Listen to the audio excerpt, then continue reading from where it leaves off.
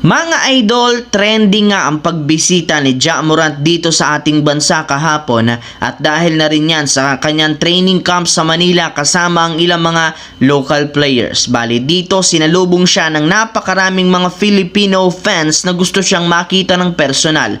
Kaya in-entertain nga talaga niya ang mga ito sa pagpapakita ng kanyang iconic pre-game dance ng Memphis. Bagamat hindi ito sumali sa exhibition game, nagpakita rin naman ito ng mga high-flying dunks na nagpahanga ng husto at nagpasaya sa mga Pinoy. Bukod dyan, humanga rin naman si Ja Morant sa ilang mga local players kagaya ni Renza Bando. Ang maganda pa dyan, nakisali pa nga ito sa mga trip ng Pinoy katulad ng paggamit ng kanyang napaka-controversial na signature Selly dance.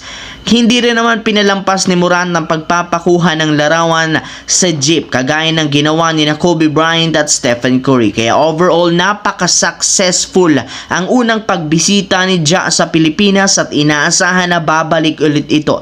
Marami mang isyong kinakaharap si Ja Morant na pili pa rin itong pasiyahin at bisitahin ang Pilipinas. Anong masasabi niyo dito mga idol?